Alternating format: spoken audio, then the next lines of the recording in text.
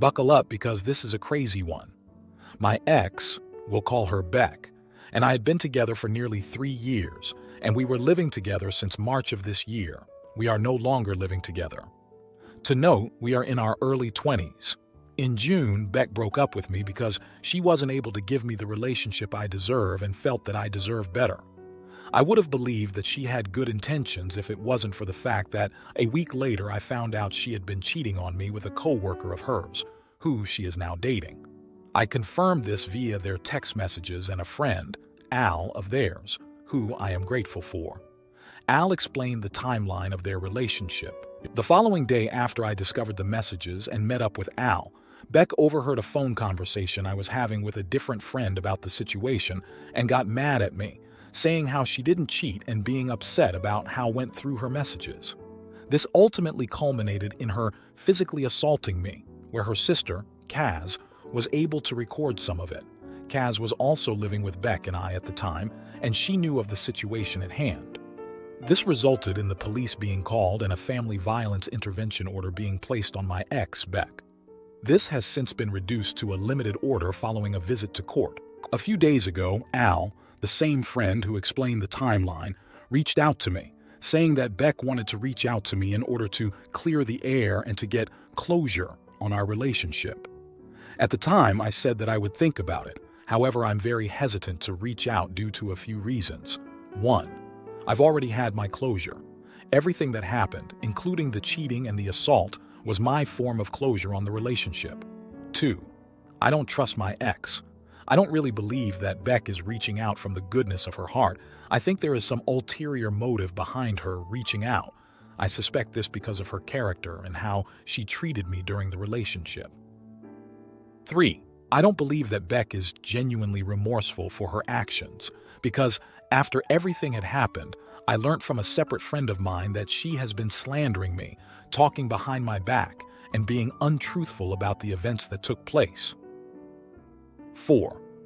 I've been in a much better place both mentally and physically following the breakup and the subsequent events that took place afterwards, and I think that reaching out would ultimately undo the work that I've done to build myself back up. 5. Beck and I have been broken up for a month and a half, which I believe is way too soon for me to entertain reconnecting with my ex, regardless of what they did to me afterwards. Ultimately, I don't believe there is any benefit to me interacting with Beck again. However, I've never been in this situation before, so I wanted some outside perspectives. Wibta. If I didn't talk to and reconcile with her, then I found that the original poster said this in the comments. Thank you everyone for your comments and support. I was already pretty set on not entertaining her offer, but this just reinforced that for me. Some additional points for those interested. 1. She was blocked on all social media the night she assaulted me. All the information I've gotten about her is from friends of mine who also know her. 2. We don't share the same friendship circles. She made me unfriend all of her friends, most of which I didn't care about all that much, but I did refriend a couple of them who I was close with. Inkiel, Al. 3. The limited order states that she cannot abuse me in any way, she cannot destroy any of my property, and she cannot get someone else to do that. I would have thought that was a given, but hey, at least now if she does that, she will get in a lot of trouble. 4. The person she cheated on me with was a friend of mine too. I'd asked him whether anything was going on between them and he said no, and of course I trusted both of them. 5. Whilst the comment about making her drive an hour to meet her only to ghost her did make me laugh, I've already gotten enough material from her and her actions, so I think I'm set for a while. 6. I don't consider myself to be a vindictive or heartless person, so I don't want to do anything to her or anything like that. I can be quite petty though, so I'll just let karma do the work for me. Now, for a few comments before the update. Comment 1. No, she's just going to lie. She cheated, let her go. Nothing good can come from a conversation with her. Only bad things like her accusing you of things or messing with your emotions. Comment 2. NTA. You don't have any obligation to subject yourself to more of her abuse. You are entitled to time and space to heal. And you're probably right. Reconciliations requested by people like this are usually some sort of a setup, most likely to try to emotionally manipulate you if not drag you back into being abused. Comment 3. Report to the police and court of her contact because it probably went against the court order. Also, document the information and try getting a restraining order if you don't have it already. After that, go back to living your life because you already got closure, so you don't need to talk to her, especially if it's going to take you to a bad space. Now, for the update, and if you're enjoying the video, hit that like button. Hi everyone. Thank you again for all of your advice and support in the previous post. I really did appreciate it a lot. The reason I even asked in the first place was because I wasn't sure how exactly to go about the situation at hand, because this was my first serious relationship. And honestly, considering how Beck, my ex, treated me during and after the relationship, I think my sense of what's considered reasonable and what's a red flag in a relationship has been really shaken. She exhibited a lot of red flags in the relationship that I brushed past because I genuinely wanted to be with her and I thought were things that every relationship goes through. Before I get into the update, a couple of notes from the comments I received. 1. To the people that suggested I get with her sister, Kaz, it did give me a good chuckle, but that is not something I will be exploring, now or in the future. I appreciated everything she did for me, and she is a good person, but she's not my type and I'm not interested in her. Plus, I'd feel a bit weird getting with my ex's sister anyways. 2. To the people suggesting that I do something petty, that is making Beck drive an hour out of her way only to not show, etc. Again gave me a laugh, but I don't really consider myself a cruel person and don't want to do anything mean or rude to her. The most I want to do in terms of revenge is to just live and enjoy my life without, and reach a point where any mention or sight of her gets a reaction of indifference from me. 3. To the people having a go at me for calling the police after Beck was assaulting me, that was disappointing. It is not weak for someone to call for help if they are being abused, regardless of gender. I didn't want to retaliate because 1. I don't feel comfortable throwing hands at someone, and 2. I didn't know how I would have been perceived in the legal system if I did retaliate. Naturally, however, I was scared, so I called for the police, and thankfully, they were very helpful in guiding me through the process, which I am very grateful for. 4. To the person that claimed I was a narcissist and defended my ex's actions, in Kiel the assault, that was weird. I'm sorry you have had to deal with a narcissistic ex yourself, I really am, but I'm a bit bewildered as to how you arrived at the conclusions that you did. Hey guys, Dante here. I'm the creator behind StoryHub. Some of you may know that I love reading these crazy comments, so I wanted to find this one. Unfortunately, I think it was deleted, but this is the most interesting one I could find. I hope you enjoy it. You didn't handle this well either. She told you she was breaking up with you, so she intended to leave peacefully, but instead of accepting the breakup, you went on a mission to find out if she was cheating and read her private messages to get dirt on her. We see people here reading their boyfriend's texts because they want to know if he's cheating or whatever, but you went and read the text messages of a person who had already broken up with you. The relationship was already over. What were you trying to accomplish by reading her messages? You can't dump someone for cheating on you if they've already dumped you.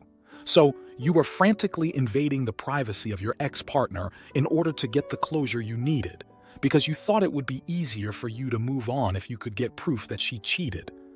But I don't think anything gives you the right to read another person's messages. Unless you're a police officer with a warrant. You were just a disgruntled ex-lover, and what your disgruntled actions created a dangerous situation where somebody could have been hurt. I think what you did was wrong. You should apologize and say you had no right to go read her messages and you should have just accepted the breakup. But since it already escalated to violence in courts, then no, you can't meet her to apologize. Okay, now back to the update. After reading through all of your comments and consulting some of my friends as well, I decided to text Al to let him know that I wasn't interested in clearing the air with my ex. It read as follows: Hey Al, I hope you've been well. I just wanted to let you know that I do not wish to make contact with my ex again. I feel as though I have already gotten my closure and have moved on with my life, and mentally and physically I've been doing a lot better now that I am out of the relationship. So I do not want to risk undoing the work I've done to get back on my feet by meeting up with her. I do not believe she is reaching out for my benefit, and I simply do not trust her or feel comfortable being around her. Ultimately, I do not believe meeting up with her to clear the air will have any use for me. For myself, I do not think there is any air to clear, and I am comfortable with where I am at currently, so I do not want to risk it. She is more than welcome to find closure and clear the air on our relationship. However, it is not my responsibility to help her do that, nor do I owe her as much.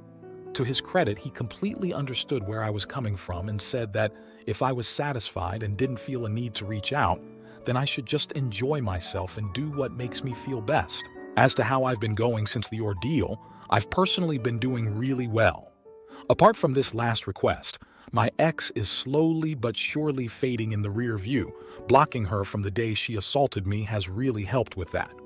I've been reconnecting with friends again, keeping myself busy with work and uni, and I've started going to the gym consistently.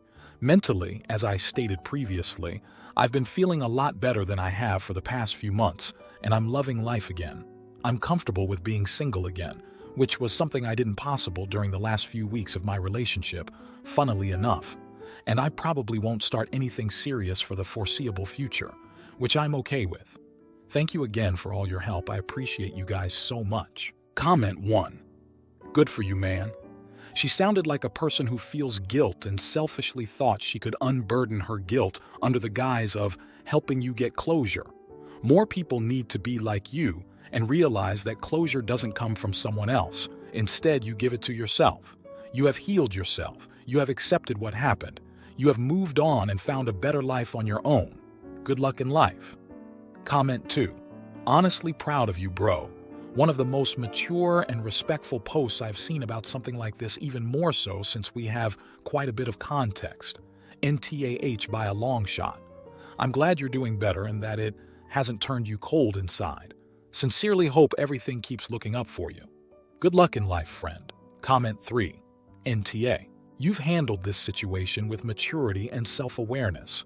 You recognize that your ex's offer to clear the air was likely not genuine and could potentially disrupt the progress you've made in moving on. Closure comes from within, and you've already taken the steps to find that closure and heal on your own terms. It's important to prioritize your well-being and mental health, and it's clear that engaging with your ex would not serve that purpose. Keep focusing on your own growth and happiness, and continue surrounding yourself with positive influences. You're on the right path. Now, for the next story. Was I the idiot for telling my girlfriend she's being controlling? I, 22M, have been dating my girlfriend, 22F, for around 5 months now. I'd say it's getting pretty serious, but a few things have given me the wrong impression and came across as a red flag. The first thing was her reaction to photos. If I took a photo she was unhappy with, she'd grab my phone and delete it. If I did have a photo she didn't like and sent her it, she'd give me the silent treatment until she was certain I deleted it. However, anytime I ask her to delete ugly photos of me, she'll say no and say they are funny. She'll post them on her Snapchat story or constantly send them to me. When I do get annoyed over this, she'll tell me it's a joke and I should lighten up. Second is her attitude towards my phone. She has little hesitation grabbing my phone and going through my messages and photos. If I ever even pick up her phone to check the time, she'll flip out and tell me to put it down as I shouldn't be on her phone. Thirdly is her attitude towards my own money. This one truly pissed me off. Prior to even meeting my girlfriend, I'd attend football games or buy video games. I wouldn't waste my wage on these things, but would treat myself occasionally.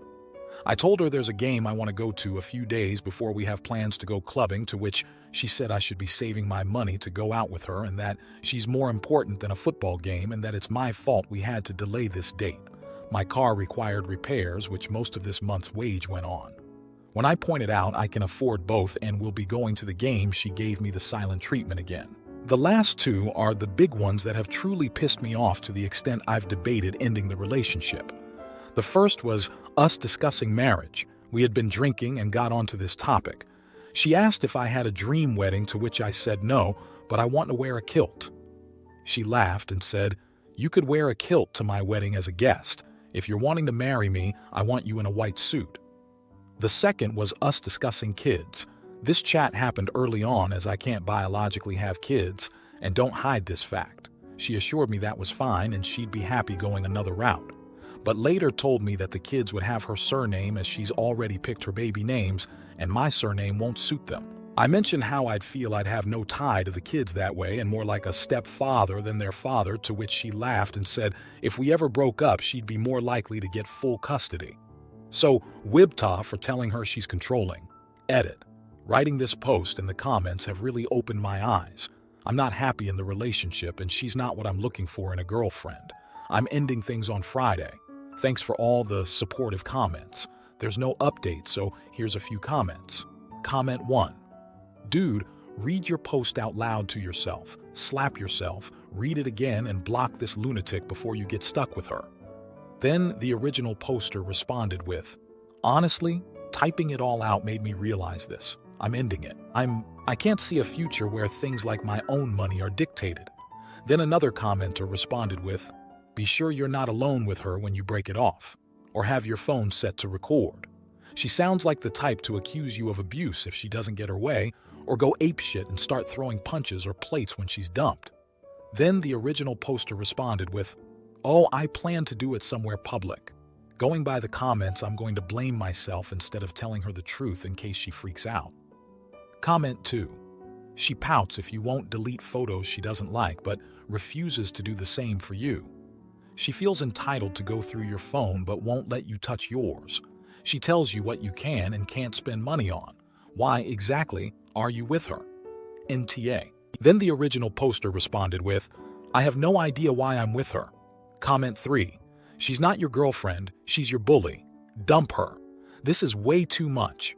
She can go to therapy on her own time while you hang out with someone who actually likes you, because it doesn't sound like she does. If you like this video, you'll probably like these too.